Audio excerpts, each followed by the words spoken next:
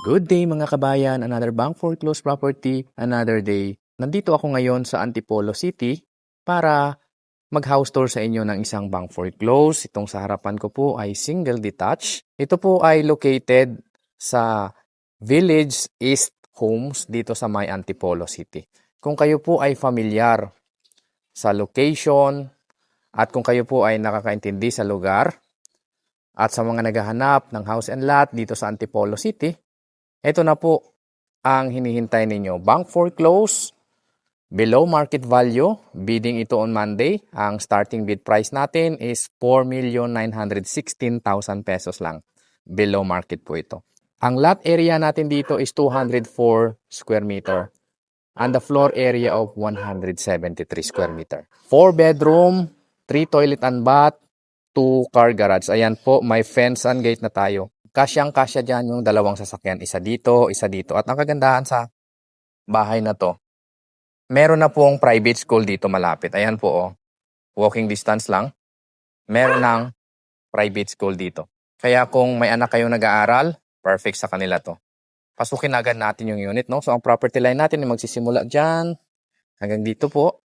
Medyo makaluma lang yung gate natin, no? Pwede nyo namang palitan yan kung sakali. Pero yung bahay na to, sementado po ang paikot nito. Sementado siya. Silipin lang natin dito sa gilid. Yan. So may tiles na dito. Lahat po ng gilid ng bahay nakasemento na rin. Ayan. Ito po siya. Meron na siyang tiles. So dito yung magiging laundry area ninyo. Mamaya ikotin tayo sa kabilang side. No, balik tayo dito sa harapan.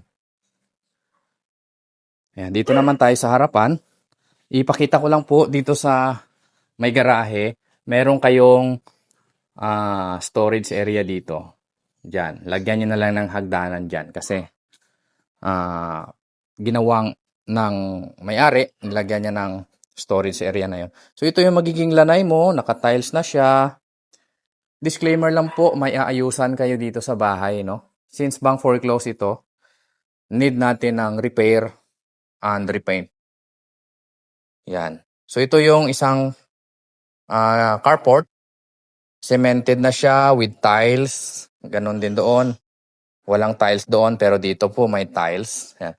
May bubong na po lahat ang garahe natin. May bubong na siya. Ito yung gilid na part. So unahin ko lang dito. Pakita ko lang saglit. Ayan. So hanggang doon. Hindi lang tayo makatagos doon sa kabilang side dahil nakalak. Ito yung CR dito sa gilid. Yan. Tatlo yung CR ng bahay na to. Isa dito sa labas, dalawa sa loob, no? So dito tayo dadaan pagpasok sa unit. Yan. Pagpasok po natin, ito po yung itsura niya. Ito yung magiging living area mo. Naka-tiles na siya lahat. Yan. So wala akong nakitang kapak ng tiles. 'Di ba? High ceiling ito, attic style. Yan. Ito po pwede niyong palitan ng chandelier kung sakali. 'Di ba? So dito naman tayo sa may part ng kitchen. Yan. Ito yung magiging dining area mo. Ito yung kitchen mo, naka-granite countertop. Yan po. Disclaimer lang, meron tayong caretaker dito kaya nababantayan yung bahay, no? So kung gusto nyo siyang ipa-repair, remodel, nasa inyo na po yun. Okay? Ito po yung bedroom number 1. So dito po natutulog yung ating caretaker, no? Ito naman yung toilet and bath dito sa loob. Ayan. So pwede nyo siyang i-repair. Wala lang po itong toilet and bath sa second floor. Ito yung pinaka-masters. Yan. Kung makikita nyo po, laminated yung ating flooring, no?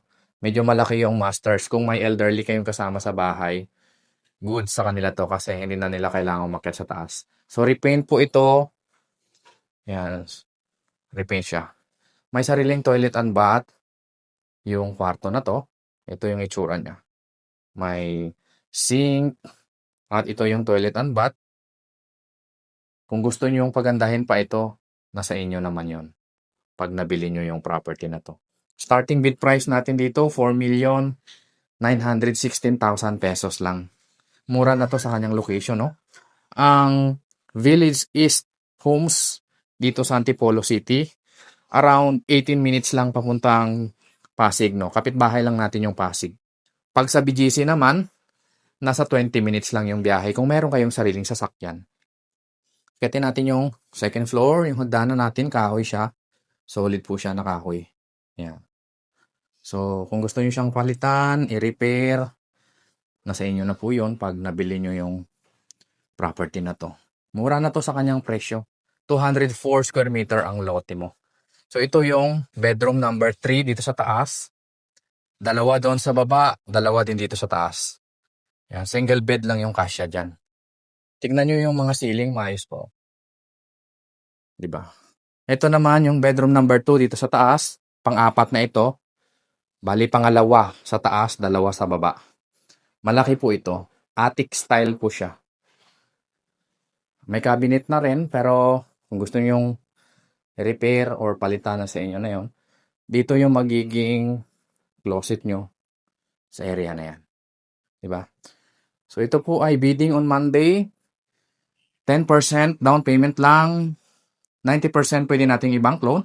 Pwede nyo rin bilhin ng cash. Okay?